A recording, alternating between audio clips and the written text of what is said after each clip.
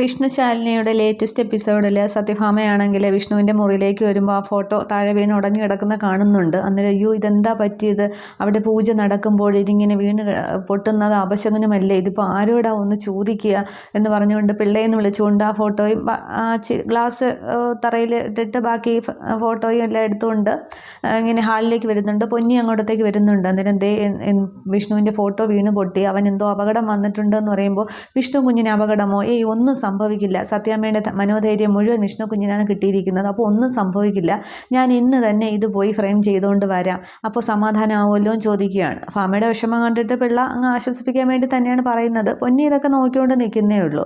അന്നേരം ഇതൊക്കെ കണ്ടിട്ട് എനിക്ക് അങ്ങ് എന്തൊക്കെയോ വിഷമം പോലെ, അവൻ എന്തോ സംഭവിച്ചിട്ടുണ്ട്, ആ ജോൺസൺ പെരുമാളിനെ ഒന്ന് വിളിക്കണം, ഇപ്പോൾ തന്നെ വിളിക്കണമെന്ന് പറയുകയാണ്. അന്നേരം ഞാൻ ഇത് പോയി ചില്ലിട്ടുകൊണ്ട് വരാം, എന്നിട്ട് ജോൾസിനെ വിളിക്കുകയും ചെയ്യാം, എന്താ പോരെയും ചോദിക്കുകയാണ്. അന്നേരം ചെല്ലുമെന്നും പറഞ്ഞ് പിള്ളയെ പറഞ്ഞു വിടുന്നുണ്ട്.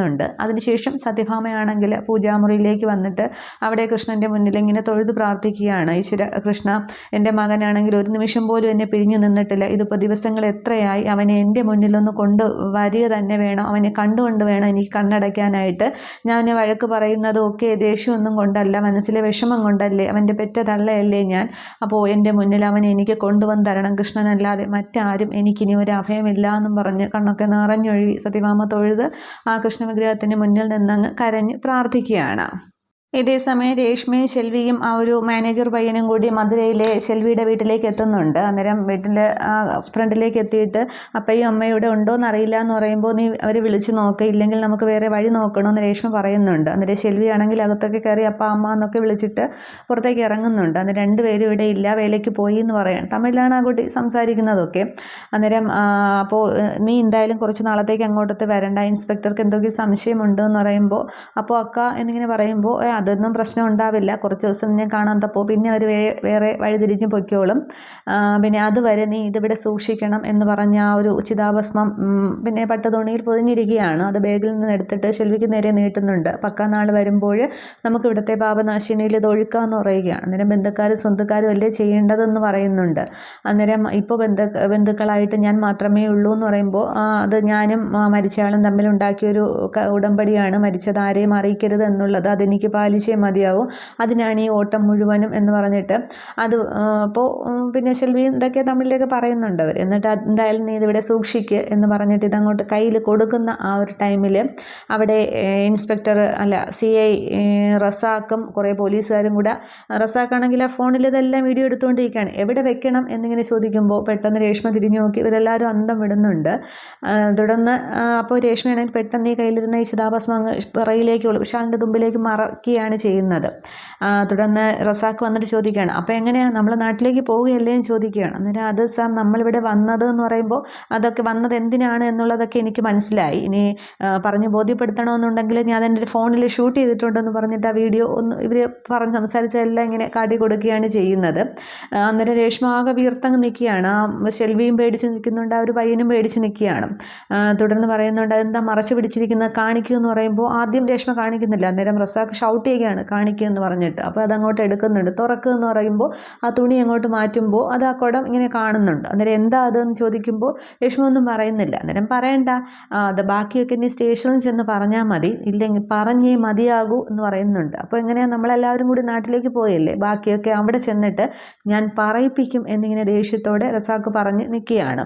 ആ സീൻ അത്രേ കാണിക്കുന്നുള്ളൂ. പിന്നീട് അവർ നാട്ടിലേക്ക് പോവുകയാണ്. രേഷ്മയുടെ വീട്ടിലേക്കായിരിക്കും ഇവരെ ആദ്യം കൊണ്ടുപോകുന്നതൊക്കെ. ഇതേസമയം സത്യഭാമയും രാഘവൻ നായരും പിള്ളയും പൊന്നിയും ഒക്കെ അവിടെ ശാലിനിയെയും അവരെല്ലാം കാത്തിരിക്കുകയാണ്. അന്നേരം ഇത്രയും സമയമായിട്ടും അവർ വന്നില്ലല്ലോ എന്നും പറഞ്ഞ് ഭാമ അവിടെ ആ ഒരു സിറ്റ് ഔട്ടിൽ അങ്ങോട്ടും ഇങ്ങോട്ടും നടക്കുന്നുണ്ട്. രാഘവൻ നായർ കസേരയിൽ ഇരിക്കുകയാണ്. പൊന്നിയും പിള്ളയും അടുത്ത് തന്നെയുണ്ട്. അന്നേരം ഭാമ നീ എന്തിനാ പേടിക്കുന്നത്, വിഷ്ണുവിൻ്റെ കൂടെ അല്ലേ അവൻ പോയിരിക്കുന്നത്, ആണൊരുത്തനുണ്ടല്ലോ, അവനെ ഞാൻ അങ്ങനെയാണ് വളർത്തിയിരിക്കുന്നത് എന്നൊക്കെ പറയുമ്പോൾ ഭാമ ഇങ്ങനെ രാഘവൻ നായരെ നോക്കി നിൽക്കുന്നേ ഉള്ളൂ. പിള്ളയ്ക്കും പൊന്നിക്കും ഒന്നും പറയാനും കഴിയുന്നില്ല. അപ്പോൾ പിള്ള ചോദിക്കുന്നുണ്ട്, അപ്പോൾ അവരെ വന്നിട്ട് ഭക്ഷണം കഴിക്കാനിരിക്കുകയാണ് അങ്ങനെയാണോ, സാറിന് ഗുളിക കഴിക്കാനുള്ളതല്ലേ എന്ന് പറയുകയാണ്. അന്നേരം എല്ലാവരും കൂടി ഇന്ന് ഭക്ഷണം കഴിക്കുമ്പോഴേ സന്തോഷമുള്ളൂ, പ്രത്യേകിച്ച് എൻ്റെ മകൻ വിഷ്ണുവിൻ്റെ കൂടെ. എനിക്കിപ്പോൾ മക്കളും കൊച്ചുമക്കളും എല്ലാവരും കൂടി എത്ര കാലമെന്ന് വെച്ചാൽ ഇനിയിപ്പോൾ കഴിക്കാൻ പറ്റുന്നത്, ഒരുമിച്ചിരുന്ന് കഴിക്കാൻ പറ്റുന്നത്. അങ്ങനെയുള്ള സന്ദർഭം ഞാൻ എന്തായാലും പാഴാക്കില്ല. അതുകൊണ്ടാണ് ഞാൻ എൻ്റെ മോനുണ്ടല്ലോ വിഷ്ണു, അവനെ ഇങ്ങനെ വിടാതെ പിന്തുടരുന്നത് എന്നിങ്ങനെ പറയുകയാണ്. അന്നേരം ഭാമ വിഷമിച്ച് അങ്ങോട്ട് കസേരയിലേക്ക് ഇരിക്കുന്നുണ്ട്. ഈശ്വര, ഇതിപ്പോൾ എങ്ങനെയാണ് രാഘവേട്ടനെ പറഞ്ഞ് മനസ്സിലാക്കുന്നത്, വിഷ്ണു അല്ല ശിവനാണ് കൂടെ ഉള്ളത് എന്നുള്ളത്. ഇതിപ്പോൾ ദിവസം ചെല്ലുന്തോറും കൂടി വരികയാണല്ലോ ഈശ്വര എന്ന് പറഞ്ഞ് ഭാമ ഇങ്ങനെ മനസ്സിൽ പറയുന്നുണ്ട്. ഈ സമയത്ത് ശാലിനിയും ശിവനും പിന്നെ സത്യഭാമയും കുട്ടികളും എല്ലാവരും കൂടി വരുന്ന ജീപ്പ് ഇങ്ങനെ മുറ്റത്തേക്ക് കയറുന്നുണ്ട്. അന്നേരം രാഘവൻ നായർ പറയുന്നുണ്ട്, ദേ പറഞ്ഞു തീർന്നപ്പോൾ തന്നെ ദേ അവരെത്തി, വിഷ്ണു എത്തി എന്നൊക്കെ പറയുകയാണ്. അന്നേരം വണ്ടിയിൽ നിന്ന് ശിവനും ശാലിനിയും കുട്ടികളും ശാരദാമ്മയും ഒക്കെ ഇറങ്ങുന്നുണ്ട്. കുട്ടികളാണെങ്കിൽ ഓടിച്ചെന്ന് സത്യാമ്മയെന്നും പറഞ്ഞ് രണ്ടുപേരും കൂടി സത്യാമ്മ ചെന്ന് കെട്ടിപ്പിടിക്കുകയാണ്. സത്യാമ്മ മുത്തമൊക്കെ കൊടുക്കുന്നുണ്ട്. യാത്രയൊക്കെ എങ്ങനെയായിരുന്നു എന്ന് ചോദിക്കുന്നുണ്ട്. അന്നേരം എന്താണ് അവിടെ തന്നെ നിന്ന് കീറി വാട മക്കളെ എന്നിങ്ങനെ രാഘവൻ നായർ വിഷ്ണു ശിവനെയാണ് വിളിക്കുന്നത്, വിഷ്ണു എന്ന് കരുതിയിട്ട്. അന്നേരം കയറുന്നുണ്ട്, ശാരദാമ്മയും ശാലിനിയും കയറുന്നുണ്ട്, കൂടെ ശിവനും കയറുകയാണ്. അന്നേരം ശിവൻ്റെ കൈ ഇങ്ങനെ വട്ടം ചുറ്റി രാഘവൻ നായർ പിടിക്കുകയാണ് ചെയ്യുന്നത്. ശാലിനി ഇതൊക്കെ ഇങ്ങനെ ശ്രദ്ധിക്കുന്നുണ്ട്. അന്നേരം യാത്ര ഇങ്ങനെ മുടക്കം വല്ലതും ഉണ്ടായിരുന്നോ എന്ന് സത്യഭാമ ചോദിക്കുമ്പോൾ ഇല്ല, ഒരു തടസ്സവും ഉണ്ടായിരുന്നില്ല എന്ന് ശാരദാമ്മ പറയുകയാണ്. അന്നേരം ഇവിടെ ചില അനിഷ്ട സംഭവങ്ങളുണ്ടായി. വിഷ്ണുവിൻ്റെ മുറിയിലിരുന്ന വിഷ്ണുവിൻ്റെ ഫോട്ടോ താഴെ വീണ് നിലത്ത് വീണ് പൊട്ടി എന്ന് പറയുമ്പോൾ ശാലിനി ഇങ്ങനെ ശാരദാമ്മയെ തന്നെ നോക്കുകയാണ്. അന്നേരമാണെങ്കിൽ രാഘവൻ നായർ പറയുകയാണ്, ഫോട്ടോ പൊട്ടിയെങ്കിൽ എന്താ, അതേ എൻ്റെ മോൻ ഇവിടെ ജീവനോടെ വടി പോലെ നിൽക്കുകയല്ലേ, പിന്നെന്തിനാ അല്ലേടാ മോനെ എന്നിങ്ങനെ ചോദിക്കുമ്പോൾ ശാലിനി അങ്ങ് കടിച്ചു പിടിക്കുകയാണ്. അന്നേരം ശിവനിങ്ങനെ ശാലിനി തന്നെ നോക്കുന്നുണ്ട്. എന്നിട്ട് അല്ലേടാന്ന് ഒന്നുകൂടി ചോദിക്കുമ്പോൾ അതെ ഫോട്ടോ പോട്ടെ, ഞാനിവിടെ ഉണ്ടല്ലോ എന്ന് ശിവൻ പറയുന്നുണ്ടെങ്കിലും ശിവൻ ശാലിനി ഇങ്ങനെ ശ്രദ്ധിക്കുമ്പോൾ പിന്നെ രാഘവൻ നായർ ഇങ്ങനെ വിഷ്ണുവിനെ പോലെ ശിവനെ അങ്ങ് പെരുമാറുന്നതൊക്കെ കണ്ടിട്ട് ശാലിനിക്ക് അകപ്പാടെ ദേഷ്യം വരികയാണ്. ആ ദേഷ്യം കുട്ടികളോട് തീർക്കുകയാണ്. എന്ത് കാണാൻ ഇവിടെ നിൽക്കുന്നത്, രണ്ടുപേരും പോയി ഭക്ഷണം കഴിക്കുക, ഫ്രഷായി ഭക്ഷണം കഴിക്കുക എന്ന് പറയുമ്പോൾ പപ്പി ഇങ്ങനെ പൊന്നിയോട് ചോദിക്കുന്നുണ്ട്, പൊന്നിയാൻ്റെ എന്താ കഴിക്കാനുള്ളതെന്ന് ചോദിച്ചുകൊണ്ട് പൊന്നിയോടൊപ്പം കുട്ടികൾ അങ്ങോട്ട് പോവുകയാണ്. എന്നിട്ട് ശാലിനി ആണെങ്കിൽ അങ്ങ് അകത്തേക്ക് പോവുകയാണ് ചെയ്യുന്നത്. ഹാളിൽ ചെന്നിട്ട് ശാലിനി അവിടെ നിൽക്കുന്നുണ്ട്. അന്നേരം ശാരദാമ്മയും പിന്നാലെ പോകുന്നുണ്ട്, ഈ ശിവനെയും രാഘവൻ നായരെയൊക്കെ നോക്കിയിട്ട്. എന്നിട്ട് പറയുകയാണ്, എന്താ അമ്മ ഇത്, പിന്നെ വിഷ്ണുവേട്ടൻ്റെ സ്ഥാനത്ത് മറ്റൊരാളെ പറയുന്നത് പോലും എനിക്കങ്ങോട്ട് സങ്കല്പിക്കാനേ കഴിയുന്നില്ല എന്നും പറഞ്ഞ് ശാലിനി ആ വിഷമത്തിലാണ്. അന്നേരം സത്യഭാമ അങ്ങോട്ട് ചെല്ലുന്നുണ്ട്. എന്താ രണ്ടുപേരും കൂടി ഒരു സ്വകാര്യം എന്ന് പറയുമ്പോൾ ഇതൊക്കെ സത്യാമ്മ ഇതൊക്കെ എന്താ എന്നിങ്ങനെ പറയുമ്പോൾ അത് രാഘവേട്ടനെ പറഞ്ഞാൽ മനസ്സിലാവണ്ടേ, ഡോക്ടറെ ഒന്ന് മാറ്റി കാണിക്കാമെന്ന് ഞാൻ ചിന്തിക്കുകയാണ് എന്ന് പറയുന്നുണ്ട്.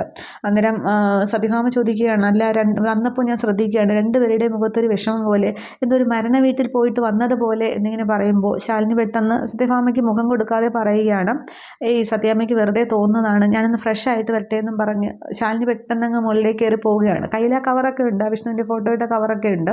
അന്നേരം ഭാമ ചോദിക്കുന്നുണ്ട് ശാരദാമ്മയോട്, എന്തെങ്കിലും പ്രശ്നമുണ്ടോ ചോദിക്കുമ്പോൾ എന്ത് പ്രശ്നം, ഒരു പ്രശ്നമില്ല, ഇത്രയും നേരം ഓടി വന്നതിൻ്റെ ക്ഷീണമായിരിക്കും, ഞാൻ ശാലിനിയുടെ അടുത്തേക്ക് ചെല്ലട്ടെ എന്ന് പറഞ്ഞുകൊണ്ട് ശാരദാമ്മയും പെട്ടെന്ന് അവിടെ നിന്ന് സത്യഭാമയുടെ മുന്നിൽ നിന്ന് രക്ഷപ്പെടുകയാണ്, മുകളിലേക്ക് കയറി പോകുന്നുണ്ട്. ഇതേസമയം അവിടെ രാഘവൻ നായരാണെങ്കിൽ ശിവനെ പിടിച്ചടുത്തിരുത്തുന്നുണ്ട്. പറയണ മക്കളെ, എന്തൊക്കെയായി പോയ വിശേഷങ്ങൾ, നിങ്ങൾ പോയി കഴിഞ്ഞ ശേഷം ഞാൻ വിചാരിച്ചതാണ് നിങ്ങളുടെ കൂടെ വരാമെന്ന്, അച്ഛനോട് പറയടാന്നൊക്കെ പറഞ്ഞ് പിടിവിടുന്നില്ല ശിവനെ. എന്നിട്ട് അങ്ങ് കാര്യം ചോദിക്കുകയും ഓരോന്ന് ചോദിക്കാനുള്ള ഉത്തരത്തിനായിട്ട് നോക്കിക്കൊണ്ടിരിക്കുകയൊക്കെ ചെയ്യുകയാണ്. തുടർന്ന് രാത്രിയാണെങ്കിൽ ശാരദാമ്മയുടെ വീട്ടിൽ ശാരികയും ശ്യാമയും കൂടി ഹോട്ടലിലെ പൈസയൊക്കെ ഇങ്ങനെ എണ്ണുന്നുണ്ട്. വീടിൻ്റെ ഉമ്മറത്ത് വരാന്തയിൽ ഇരുന്നുകൊണ്ടാണ് അതിന് കച്ചവടത്തിൻ്റെ ലാഭത്തെക്കുറിച്ചൊക്കെ അവരിങ്ങനെ സംസാരിക്കുന്നുണ്ട്. തുടർന്ന് ശാരിക പറയുന്നുണ്ട്, അല്ല ജോലി അന്വേഷിച്ച് പോയ രോഹിത്തിനെ കാണുന്നില്ലല്ലോ എന്ന് പറയുകയാണ്. അന്നേരം പിന്നെ കുറേ നടന്ന് കാണുമെന്നൊക്കെ ഇനി ശ്യാമ പറയുമ്പോൾ അതിപ്പോൾ ഇനി ഇവിടെ നിന്ന് രക്ഷപ്പെട്ടതാണോ ജോലിയുടെ കേസും പറഞ്ഞ് കൂട്ടിലടച്ച കിളിയെ പോലെ ഇവിടെ ഇരിക്കുകയല്ലേ എന്നിങ്ങനെ ശാരിക പറയുന്നുണ്ട്. ഈ സമയത്ത് ഒരു ഓട്ടോ വരുന്നുണ്ട്, അത് രോഹിത്ത് തന്നെയാണ് വരുന്നത്. എന്നിട്ട് രോഹിത്ത് വന്ന തിണ്ണയിലേക്ക് ഇങ്ങനെ ഇരിക്കുന്നുണ്ട്. അന്നേരം പോയ കാര്യം എന്തായെന്നിങ്ങനെ ശ്യാമ അന്വേഷിക്കുമ്പോൾ 1-2 സ്ഥലത്ത് പോയി, പക്ഷേ ഒന്നും ശരിയായില്ല, എല്ലാവരും എക്സ്പീരിയൻസ് ആണ് ചോദിക്കുന്നതെന്നിങ്ങനെ പറയുമ്പോൾ ശാരിക പറയുന്നുണ്ട്, അതങ്ങനെയല്ലേ വരൂ, നമ്മളിവിടെ കടയിൽ ഒരാളുടെ ജോലിക്ക് വന്നാൽ എന്തൊക്കെ ഉണ്ടാക്കാൻ അറിയുന്നല്ലേ ചോദിക്കുന്നതെന്ന് പറയുന്നുണ്ട്. അന്നേരം എവിടെയും ജോലിക്ക് നിന്ന് പരിചയമൊന്നും എനിക്കില്ലല്ലോ, ഇതിപ്പോൾ നടത്തം വെറുതെ ആകത്തുള്ളൂ എന്നിങ്ങനെ രോഹിത്ത് പറഞ്ഞ് വിഷമിക്കുകയാണ്. അന്നേരം ശ്യാമ പറയുന്നുണ്ട്, അങ്ങനെയൊന്നുമില്ല എന്ന്, ഏതെങ്കിലും ഒന്നൊക്കെ ശരിയാവുമെന്നും പറഞ്ഞ് രോഹിത്തിൻ്റെ തോളിൽ തട്ടി ഇങ്ങനെ സമാധാനിപ്പിക്കുന്നുണ്ട്. ഈ സമയത്ത് സമയത്ത് രോഹിത്ത് പറയണല്ല, വേറൊരു കാര്യം പറയാനായിട്ട് ഞാൻ മറന്നുപോയി. ഞാൻ ഇന്ന് പോകുന്ന വഴിയിൽ വെച്ച് രാജീവിൻ്റെ ഒരു സുഹൃത്തിനെ കണ്ടിരുന്നു. പിന്നെ ശാരികയ്ക്ക് അറിയാമെന്നാണ് പറഞ്ഞത്. പേര് കണ്ണൻ എന്ന് പറയുകയാണ്. അന്നേരം ആ കണ്ണനെ എനിക്ക് അറിയാമെന്ന് പറയുന്നുണ്ട്. അന്നേരം കണ്ണൻ ചില കാര്യങ്ങൾ പറഞ്ഞു. രാജീവിൻ്റെ PA ആയിട്ട് പിന്നെ എന്തോ ലിവിങ് ടുഗദറൊക്കെ ആണെന്നോ, നിങ്ങളുടെ വിവാഹമോചനം കഴിഞ്ഞ ശേഷം പിന്നെ അവർ വിവാഹം കഴിക്കാനിരിക്കുകയാണെന്നോ ഒക്കെ പറഞ്ഞു. പക്ഷേ ഞാനതൊന്നും വിശ്വസിച്ചിട്ടില്ല എന്ന് പറയുകയാണ്. അന്നേരം ശാരികയുടെ കണ്ണൊക്കെ ഇങ്ങനെ നിറഞ്ഞു വരുന്നുണ്ട്.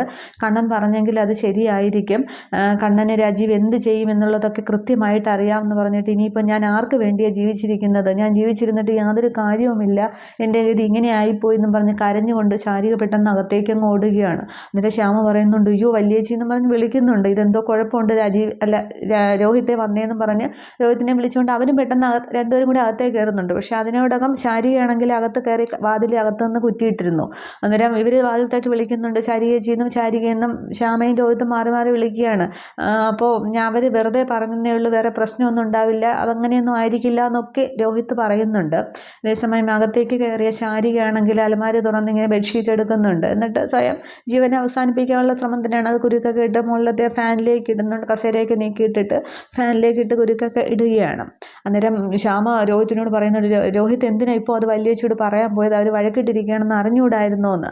അന്നേരം ശാരികയ്ക്ക് ഇത്തിരി മനക്കെട്ടിയൊക്കെ ഉണ്ടെന്നാണ് ഞാൻ കരുതി, എന്നാലും അറിയേണ്ടതല്ലേ എന്ന് പറയുമ്പോൾ ഇത്രത്തോളം പ്രശ്നം ഉണ്ടാകുമെന്ന് ഞാൻ കരുതിയില്ല എന്ന് പറയുമ്പോൾ അകത്ത് എത്ര വിളിച്ചിട്ടും ശാരിക കഥവ് തുറക്കുന്നില്ല. അന്നേരം രോഹിത്ത് ഇതെന്തോ പ്രശ്നമുണ്ട് എന്ന് പറയുമ്പോൾ രോഹിത്ത് പെട്ടെന്ന് ശക്തിയായിട്ട് കഥവ് ഇടിച്ച് അവസാനം ഓപ്പൺ ആക്കുന്നുണ്ട്. അന്നേരം ആ ഒരു കാഴ്ച അവർ കാണുന്നത് ഇങ്ങനെ കഴുത്തിലേക്ക് ഇങ്ങനെ ഒരു കിടാനായിട്ട് നിൽക്കുകയാണ്. അന്നേരം ശാരിക ചതിക്കല്ലേ, ഇറങ്ങുമെന്ന് പറഞ്ഞുകൊണ്ട് ശ്യാമയും പിന്നെ രോഹിത്തും കൂടി ഒരുവിധം ശാരികയെ പിടിച്ച് താഴെ ഇറക്കുകയാണ്. എന്നിട്ട് ശാരിക കട്ടിലേക്ക് ഇരിക്കുന്നുണ്ട്. എന്താ വല്യേച്ചി ഇത് ഇങ്ങനെ കാണിക്കുന്ന, ഉദ്ദേശം കാണിക്കുന്നതെന്ന് ചോദിക്കുമ്പോൾ, ഞാൻ പിന്നെ ആർക്ക് വേണ്ടിയാണ് ഞാനും എൻ്റെ കുഞ്ഞും ജീവിച്ചിരിക്കുന്നത്, അച്ഛനില്ലാത്ത കുഞ്ഞിനെയും കൊണ്ട് ഞാൻ എങ്ങനെയാണ് വളർത്തുക, ഇതിപ്പോൾ അമ്മ വരെ ഒരു ആവശ്യം വന്നപ്പോൾ ശാലിനിയുടെ വീട്ടിലേക്ക് പോയില്ലേ, എനിക്ക് ആരുണ്ട് എന്ന് പറഞ്ഞ് ശാരിക ആകെ കരച്ചിലാണ്. അന്നേരം രോഹിത്ത് പറയുന്നുണ്ട്, ശാരികയ്ക്ക് കുറച്ച് മനോധൈര്യമൊക്കെ ഉണ്ടെന്നാണ് ഞാൻ കരുതിയതെന്ന് പറയുമ്പോൾ, ഉണ്ടായിരുന്നു, പക്ഷേ ഇതിപ്പോൾ എല്ലാം കൂടിയപ്പോൾ എനിക്ക് ആരുമില്ലല്ലോ, ആർക്ക് വേണ്ടിയാ എന്നൊക്കെ ഇങ്ങനെ പറയുന്നുണ്ട്, എൻ്റെ കുഞ്ഞിനെ ഞാൻ എങ്ങനെ വളർത്തും, എനിക്ക് ആരുണ്ട് എന്നും പറഞ്ഞ് ശാരിക ആകെ കരച്ചിലാണ്. അന്നേരം ഇത് കണ്ട് ശ്യാമയ്ക്ക് രോഹിത്തിനൊക്കെ നന്നായിട്ട് സങ്കടം വരുന്നുണ്ട്. ശ്യാമ പറയുകയാണ്, വല്യേച്ചിക്ക് പിന്നെ ഞാനുണ്ട്, നമ്മളുണ്ട്, നമ്മുടെ സ്വന്തം കുഞ്ഞിനെ പോലെ വളർത്തി വലുതാക്കും, പപ്പിയെ നമ്മൾ വളർത്തി വലുതാക്കിയില്ല, അതേപോലെ വല്യേച്ചിയുടെ കുഞ്ഞിനെയും നമ്മൾ വളർത്തും എന്ന് പറയുകയാണ്. അന്നേരം രോഹിത്തും പറയുന്നുണ്ട്, അതെ, മറ്റുള്ളവരുടെ കുഞ്ഞിനെ വളർത്താനായിരിക്കും ഞങ്ങളുടെ വിധി, അതുപോലെ നമ്മൾ ഇതിനെയും നോക്കിക്കൊള്ളാം എന്നിങ്ങനെ പറയുന്നുണ്ട്. ഇതുപോലെയുള്ള ബുദ്ധിമോശം ഇനി കാണിക്കരുത് എന്ന് രോഹിത്ത് പറയുന്നുണ്ട്. അന്നേരം ശ്യാമ ശാരിയെ അങ്ങ് കെട്ടിപ്പിടിക്കുകയാണ്.